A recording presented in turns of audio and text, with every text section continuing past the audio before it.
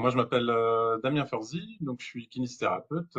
J'exerce en libéral avec ma collègue Emmanuel. On a tous les deux ensemble au cabinet de groupe à La Rochelle. On est 5 kinés et on exerce à La Rochelle. Moi, j'ai fait je suis kiné depuis 2003 et on a fait ensemble avec Emmanuel un DU de tabacologie. Euh, Parce qu'on fait beaucoup de prise en charge de rééducation respiratoire et de réhabilitation respiratoire.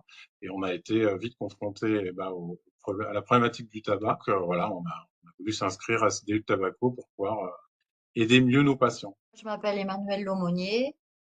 J'ai créé ce cabinet avec d'autres kinés en 2007.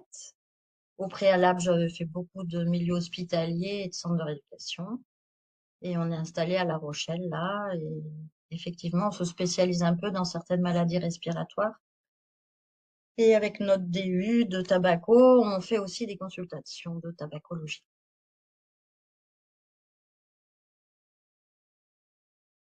En fait, on a fait de la kiné-respi et on s'est rendu compte qu'un bon nombre de maladies respiratoires, notamment dans les prises en charge des BPCO, sont liées au tabac.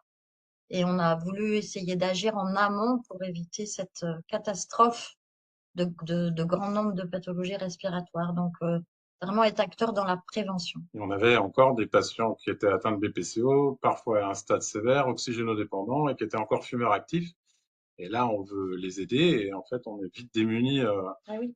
par rapport au tabac parce qu'on n'est pas formé, on ne sait pas vraiment faire et on ne sait pas vraiment les aider. Et donc, c'est de là qu'on s'est dit, bah, il faut se former et le DU de tabacologie était la formation idéale à laquelle on s'est inscrit.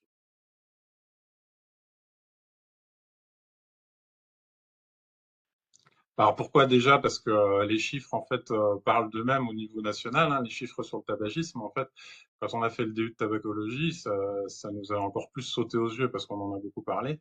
Mais si on prend un exemple, les accidents de la route, c'est 3500 morts par an. En France aujourd'hui, le tabac, c'est 75 000 décès annuels qui sont directement imputables au tabagisme.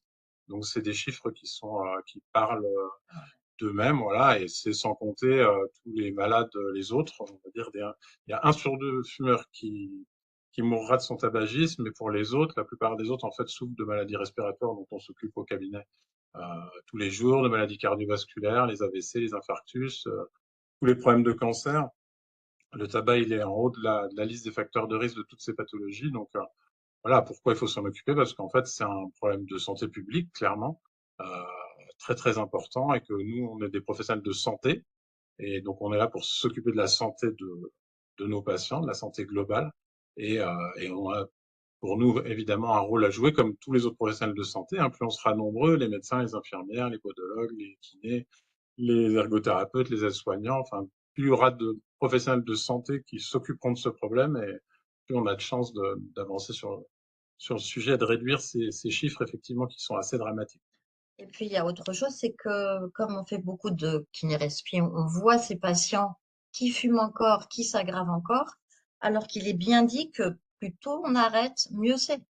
Et du coup, plus on va être acteur dans l'arrêt et diminuer le temps de consommation, moins les gens seront abîmés par le tabac. Donc, nous, on est des privilégiés parce qu'on voit les patients longtemps, on connaît la famille, on les a plusieurs fois par semaine, donc on a vraiment le temps de leur faire prendre conscience du problème.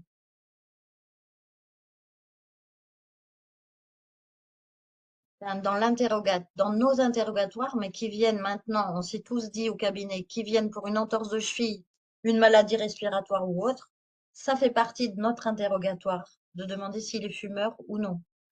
S'il n'est pas fumeur, on n'en parle plus. S'il l'est, on lui dit, mais ici, on peut vous aider à arrêter. Qu'est-ce que vous connaissez du tabac? Est-ce que vous avez envie d'arrêter? Et après, ça peut déboucher sur une prise en charge où on parle que de ça. C'est ce qu'on appelle le repérage précoce et l'intervention brève qu'on utilise dans la prise en charge des patients. C'est repérer précocement, comme disait Emmanuel, plus tôt ce sera repéré le tabagisme des patients, plus tôt on s'en occupera, mieux ce sera.